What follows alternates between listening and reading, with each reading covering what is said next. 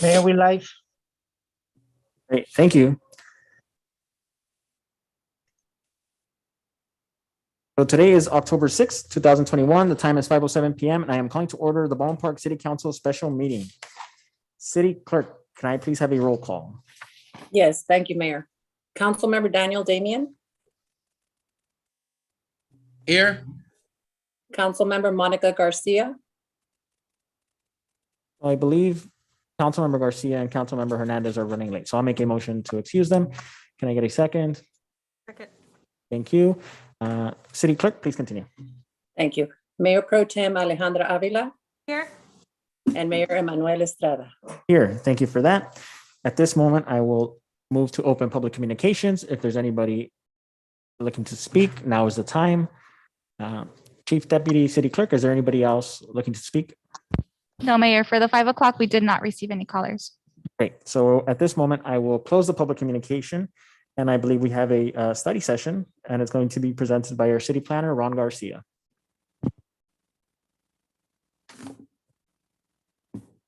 Thank you, Honorable Mayor, City Council, and staff.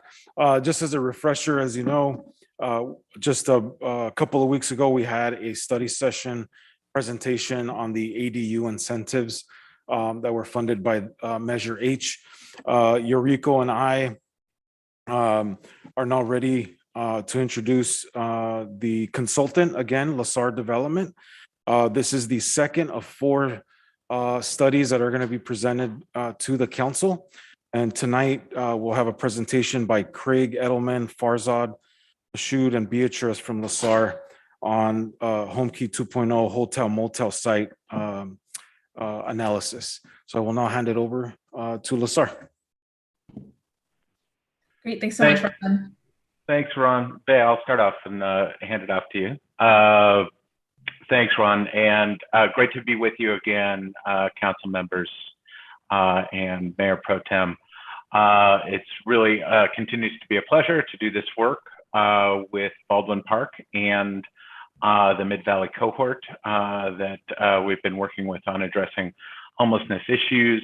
I'm joined, as Ron mentioned, by my associates Farzad Mashoud and Beatrice Stambuk-Torres, who will be doing the lion's share of the presenting this evening. We're here to present an analysis of hotel and motel conversion strategies. This was identified as one of several approaches in addressing homelessness in the city's homelessness action plan from actually several years ago. And we've been following up, as Ron mentioned, with Measure H funds to figure out opportunities to put these strategies into practice.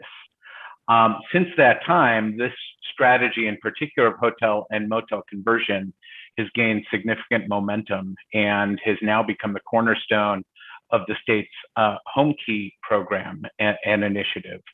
And that program has recently been renewed, and the state has just recently made almost $1.5 billion available statewide for HomeKey eligible projects. So we had completed the initial kind of study of hotel motel conversion before this version of HomeKey came about, and since then we've updated it with HomeKey content because of the intersectionality and opportunity in terms of resources for that.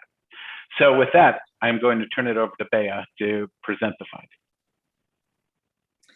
Hi, everybody. Yes, thanks, Craig. And yeah, again, my name is Bea, and I am here to present our analysis on the feasibility of 4 of Baldwin Park's hotel and motel sites for the state of California's recently released Round 2 HomeKey program that Craig just mentioned.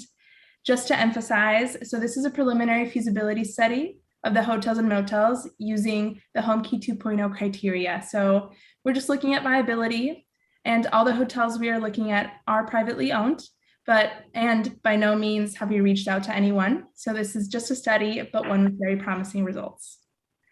So if I can have the next slide, please. Thanks. So this is mentioned by my colleague Craig a little bit, but so yes, our aim was to explore the conversion of the local hotels and motels to housing for people experiencing homelessness, utilizing the Home Key 2.0 NOFA as a feasibility metric. And this NOFA was just released just a few weeks ago. So it's very timely. Can I have the next slide, please? Thank you. So yeah, this NOFA has a lot of money, and it's which is very significant, especially considering that the prior 2020 NOFA had $600 million.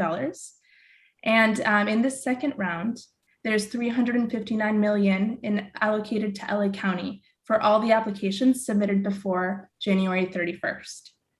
After which, all the money that hasn't been awarded gets pulled together for the whole state, and applicants have until May 2nd or until the funds are exhausted. There's also $116 million set aside specifically for projects that target youth homelessness. And this pool won't disintegrate after the January 31st deadline, and it'll continue until May 2nd. So a few major details to keep in mind regarding the program. The funds must be spent within 8 months of the award. Construction and rehabilitation must be completed within 12, and full occupancy within 90 days of completion. So timing for Home Key 2.0 is of the essence if these projects are to meet these deadlines. But the good news, right, is that Baldwin Park has some promising options. So before jumping in though, if I can have the next slide, just a brief overview of the methodology that was used in the study. So we utilized all the program's site-related threshold and scoring criteria. So this is a screenshot of the table that's in the report. So the first one is, does the site seem like it can meet that rapid development timeline? The second one was, does the site have any major environmental obstacles that would inhibit meeting this rapid development timeline? Can I have the next slide, please? And this is the second part of that same table. We looked at the site's location and whether it scores well in proximity to the amenities laid out in the NOFA. And if the site has first floor units that can be easily accessible by people with mobility impairments. We also included some comparable properties in the report for each of the hotels and motels that have been recently sold to help estimate acquisition costs. And we also included acquisition and rehabilitation costs of prior 2020 Home Key projects to help do the same thing. All right, so without further ado, let's just jump into the analysis. Can I have the next slide, please? Thank you. So the first one, Grand Park Inn. It's a hotel that's got 3 stories. It's built in 1990. It's got 115 rooms. And the 1990s is relatively recent also, comparing with other hotels and motels. And that year is important also because it gives us an insight as to the possible rehabilitation needs that may be needed. And there's a few additional features that also are interesting. And there's some parking as well, which is helpful. Not part of the scoring criteria, but it's good to have. Next slide, please. This jumps into more of the analysis. So the rehabilitation complete within 12 months seems possible.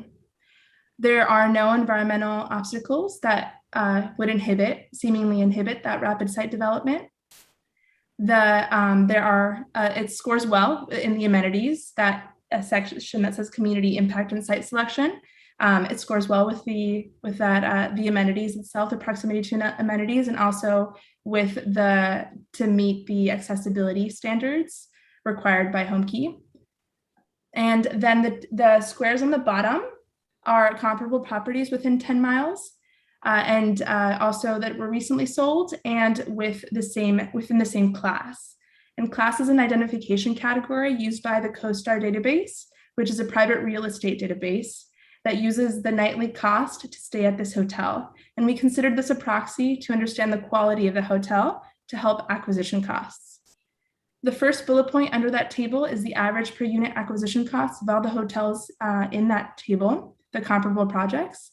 And the next two are average per unit award and acquisition cost, of 2020 home key projects with a similar unit count in LA County. Next slide, please.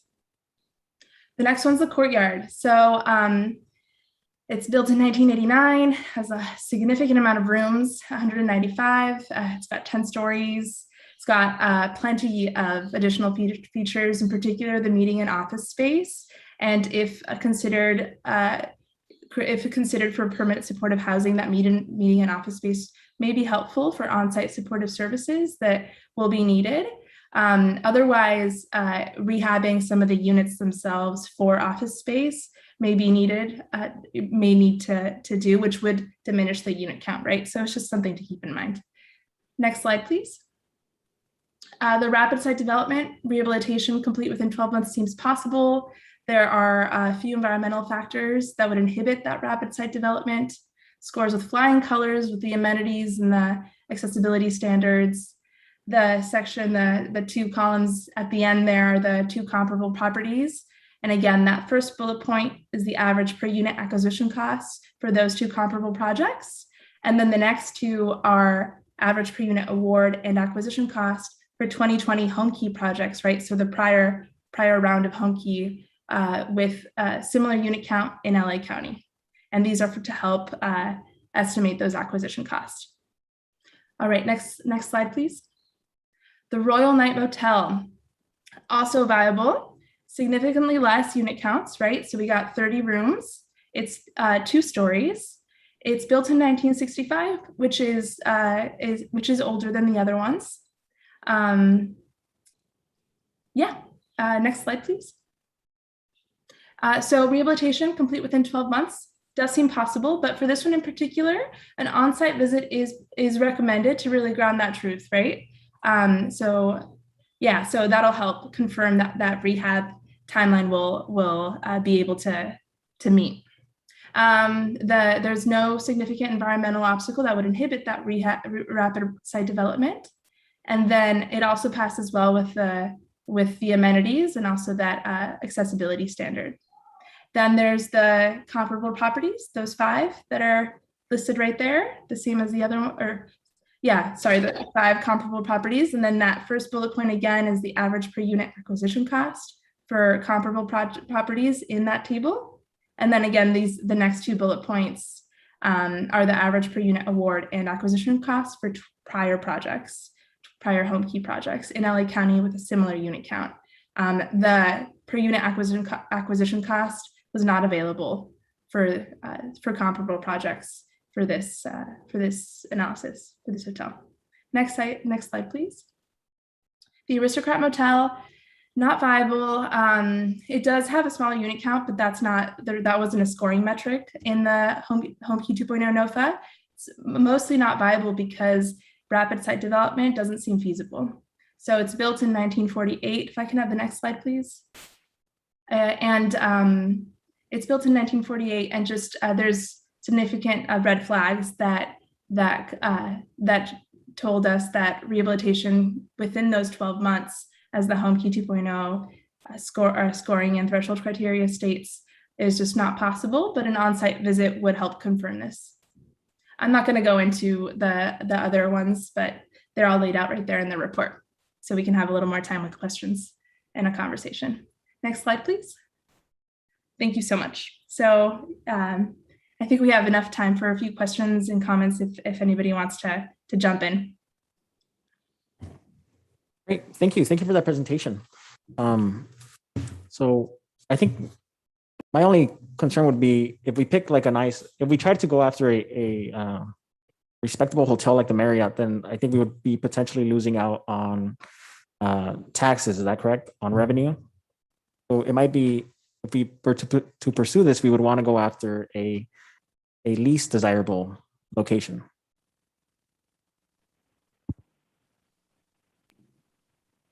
Yeah, so we do have those numbers, and we can look into the taxes. We didn't include that in this analysis. My colleague Farzad can also jump in. He did that section of the analysis. But Farzad, do you have anything else to say regarding that? Great, thank you. And then if any council members have any questions, concerns? A concern as well. Yeah. Okay, I would not be in favor of looking I think Marriott, they hold a lot of great, it's a great opportunity. Tax revenue and the fact that we have a Marriott that we can provide those services for our community. I don't Marriott is good.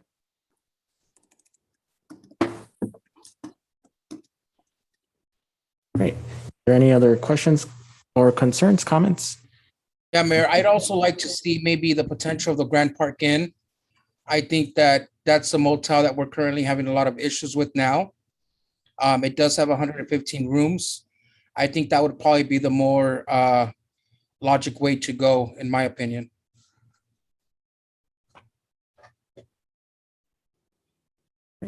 And then, so just to reiterate, you said, I mean, would be 100% of the cost would be coming in from state funds? Yeah, Not- so, oh, sorry. Sorry, Bay, I'll jump in. Not necessarily. That's going to depend on the project structure, financing, costs, et cetera. So the analysis would be that we performed would be to leverage as much funding as allowable through the Home Key program. It's also worth noting, and I don't think we mentioned that while the applicant for Home Key has to be a public entity, city or county, that's not necessarily within the control of the city. So I think the first round of Home Key, the County of Los Angeles went out and did a number of Home Key projects on their own. It was a bit controversial, and just worth noting that the first Home Key round was under an extremely tight deadline. So there was not time for a lot of process.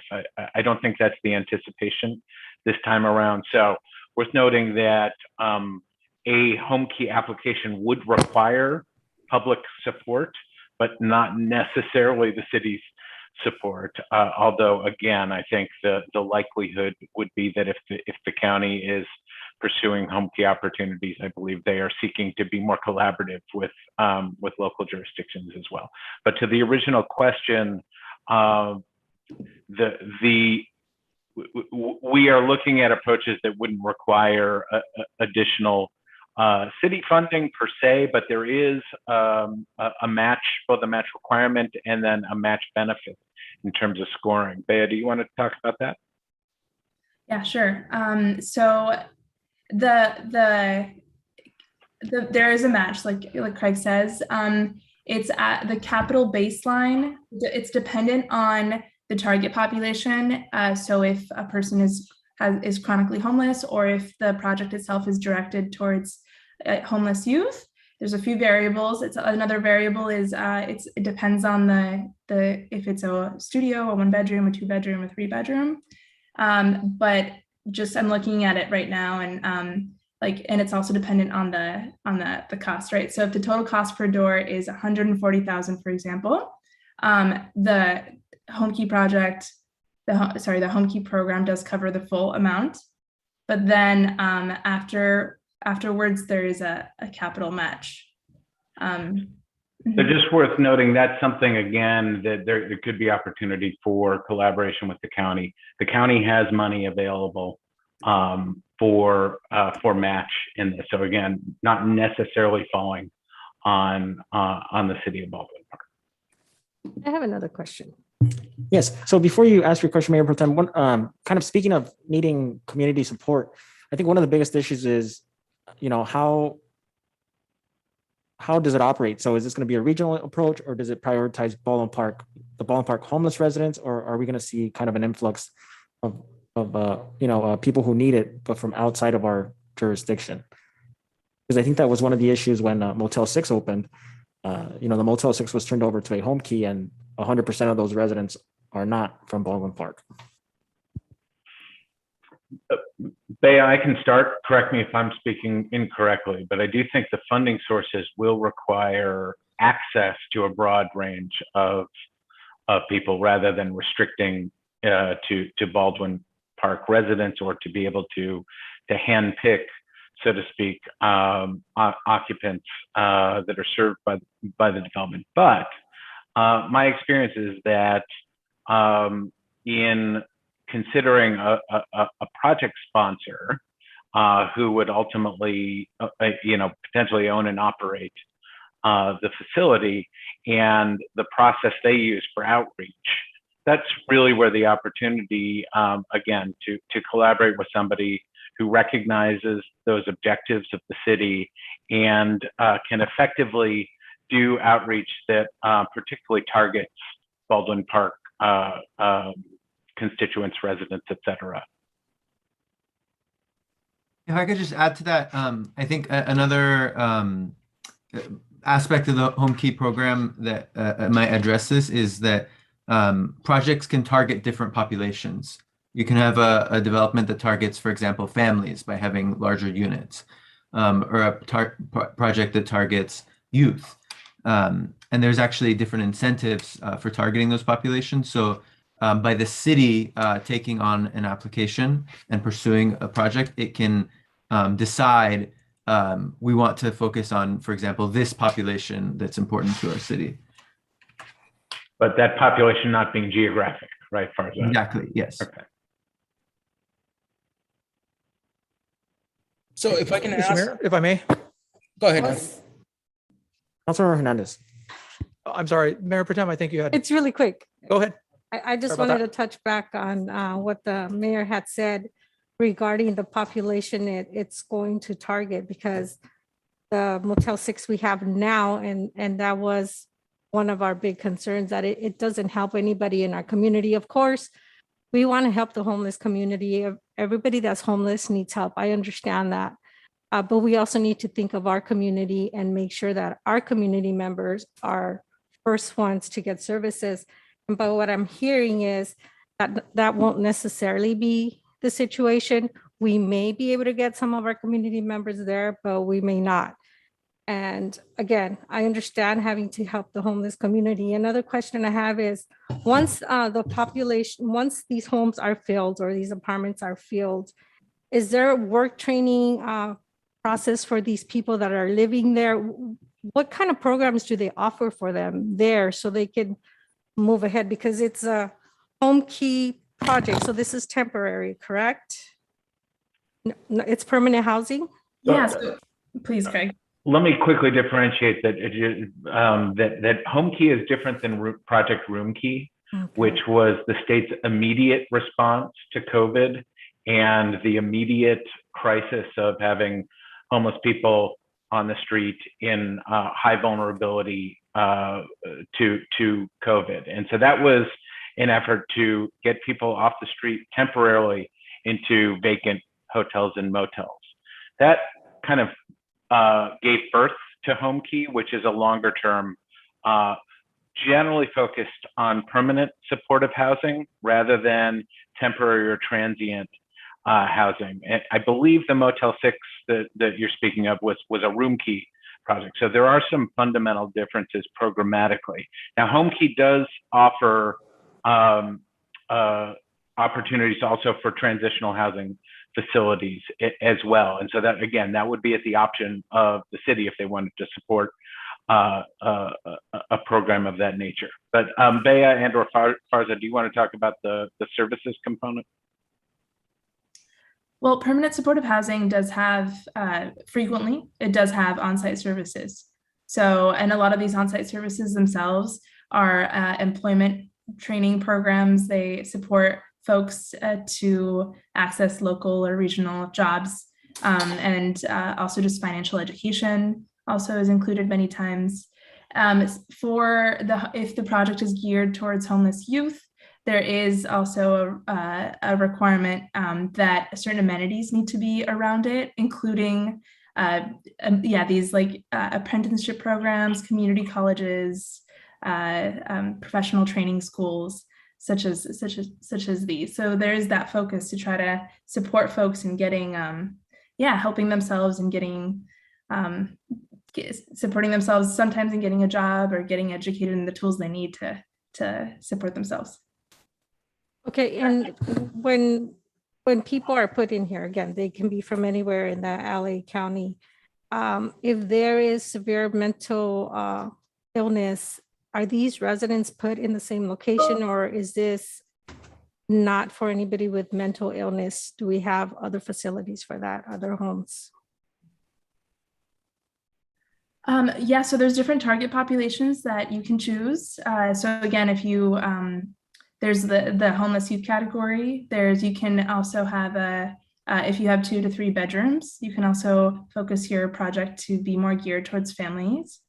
You do get more points if you have units specifically geared towards people experiencing chronic homelessness.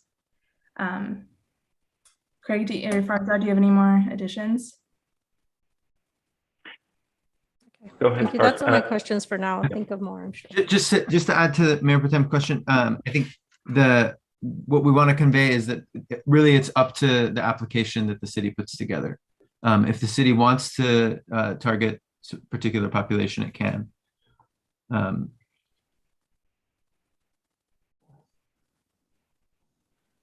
ahead, I'm sorry. Thank you. Just for my clarification, can you define youth? Yes, it's going to take me a quick second, but I'm pretty sure it's people under a certain age. I don't remember if it's 21 or 25. I believe it's 25. 25. Let's let Bea check that. So. Yeah, So a young adult under the age of 25 and 18? Transitional age youth is 18 to 24. 18 to 24. Okay, thank you. So that then leads me to kind of my thoughts in regards to this project or this application. I would certainly support, a project that would help the youth, but more importantly, the emancipated youth out of foster systems, because LA County has several 100,000 individuals that, essentially become young adults as they turn 18.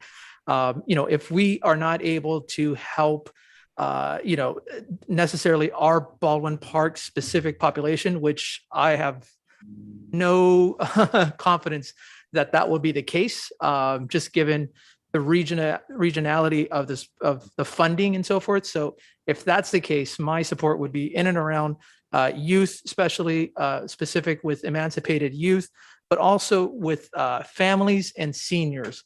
Because again, these are the people that are on the cusp of homeless, and these are the individuals that need the most additional support as we move forward for transition folks out of the homeless population into more permanent housing.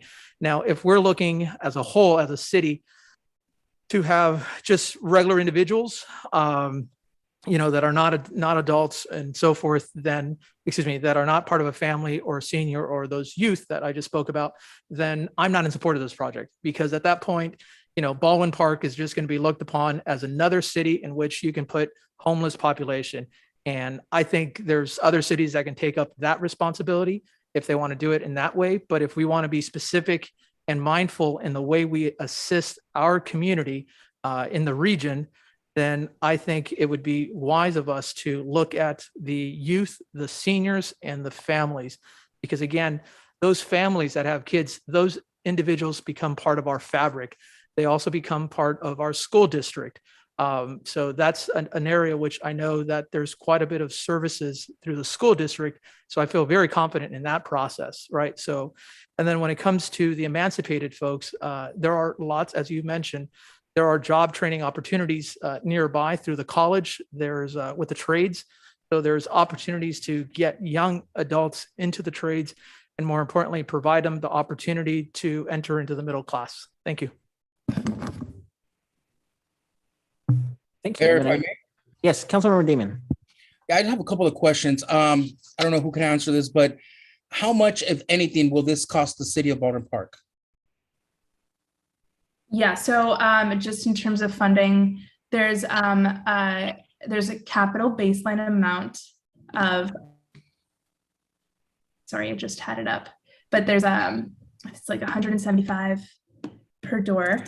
It depends on the target population. So if you house chronically homeless, there's a little bit more, and if you house homeless youth, it's also a little bit more. I think it's up to $200,000 per door. And then there is a one-to-one match. So if the locality contributes, whatever the locality contributes, HCD will also contribute up to $100,000 beyond that capital baseline amount.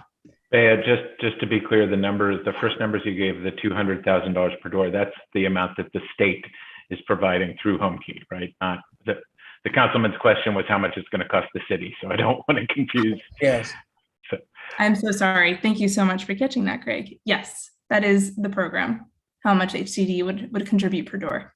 So Councilman, I believe it could cost the city nothing. Now, I don't know that that's necessarily going to be a competitive application. We have to assess it. We also don't know how competitive this round is going to be because there's so much money coming from the state. But as I stated earlier, some of that match or even all of that match to be competitive could potentially come through the county as well without local city money.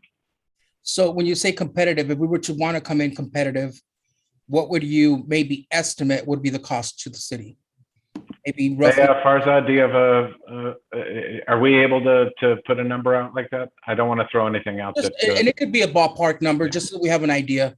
I think without knowing the costs of the hotel, it would be hard to, we wouldn't really be able to estimate. But what we know is the state will provide at least $150,000 per unit. So if you're buying a hotel that costs a lot more than that, it'll cost the city. And then on top of the acquisition costs, the applicants have to identify ongoing funding sources for operations costs.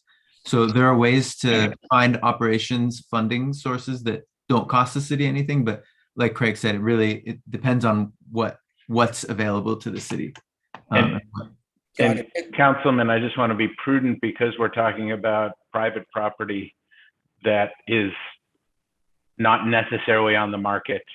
It probably isn't wise for us to be discussing, potential numbers like that because of the acquisition price being the key variable there. Got it. Now, if we were to house with our tiny home community that we are bringing into the city, that's a temporary, anywhere from, 60 to 90 days. So would any of the folks that are being housed in our tiny home community qualify to enter into the HomeKey program? I couldn't say for certain, but I certainly think so in concept. We could do some work on that, but the idea of the tiny home community being a transitional facility, and again, if the ultimate use for a potential HomeKey project in Baldwin Park were for permanent supportive housing, that would certainly conceptually be the concept, right? In terms of the continuum of care, that's the terminology we use, right? So moving from the street potentially to an interim facility and then to a permanent housing situation. And that's what HomeKey would be. It would be a permanent supportive system. So we would basically transition from the street, tiny home, to now the HomeKey program. That's certainly the concept. Yeah. My last if I may add, Councilmember Danny Damon, this is Yuriko. Hi, Yuriko. Hi, it would also depend on the population served. So the population served at the tiny home village would have to match that of the Project HomeKey. So if we were interested in, hypothetically, say the Tay youth, 18 to 24, anyone who falls within that age group would be a viable candidate to then move forward to that continuum of care. If we're talking families, it would probably not be a viable forward solution because we don't allow families in the tiny home village. And then the last category would be seniors. That would be another viable population. So it could fall within the continuum of care. So just kind of understanding the population who we serve at the tiny home village, how that would transition then with the Project HomeKey, should that be decided. Got it, understood. Thank you, Yuriko. And my last question is, I keep hearing about points. Can you elaborate a little bit more about these points and what are these points? How do we get these points and what does that mean for us? That we can do, Bea. Of course. So if you hopefully Ron maybe distributed the report to you all. I hope so. The report itself, in the first few pages, you'll find the table that I used in the presentation, the screenshots at the beginning demonstrating the methodology. That is a simplified summary of the scoring criteria, which are the points, the home key points that each project would need to score to be competitive for funds. Got it. Perfect. Thank you. Mhm. Great, thank you. So, I mean, I think we definitely want to learn more and be able to have this conversation more in depth. I think maybe, regarding the type of demographic that we're looking to serve, we can potentially work with our school district and other local stakeholders to try to get a better idea of what the homeless demographic looks like in Baldwin Park and try to cater to that a little bit more. But I do think that we want to be careful, especially with regional efforts. We have the tiny home program. We've just acquired another property where we're trying to service provide different services. And I think we've done that carefully with and very independently from any other sort of regional effort, because we're trying to make an effort, but also make sure that it benefits the residents in our jurisdiction. So I definitely want to keep this conversation going and trying to put in as many stakeholders as possible to see how we can potentially, if possible, get a project like this going. Mr. Mayor, can I make a recommendation? Yes, Councilmember Hernandez. Thank you, sir.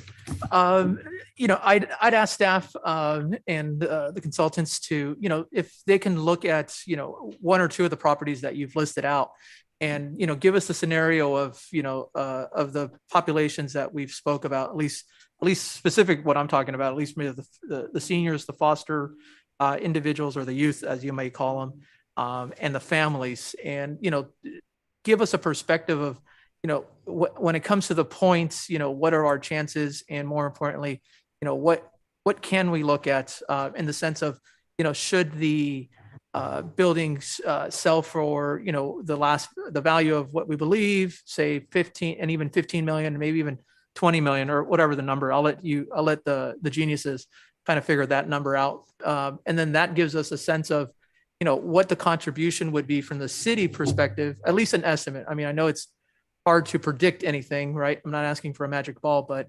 that gives us a sense of, the parameters in which we can be making decisions. Because right now, there is no information as to, what this may look like, what this may cost us. And what was also mentioned was the ongoing costs, right? The maintenance costs, right? The service costs, right? That is a big significant piece, because that ties the city to those long-term costs, and that takes away from other services that we like to provide in the future. So that would be kind of my general recommendation, is for them to kind of come back with that type of framework, at least at the beginning. Thank you, Mr. Mayor. Great, thank you. So we'll definitely keep this in mind. Thank you to the Lessard Development Group for being here and providing us with this information. I believe at this point, we do need to move on, and we need to go into a closed session. All right. Well, thank you so much to everybody. It was a pleasure. Thank you. Thank you. Thank you, everyone. Thank you.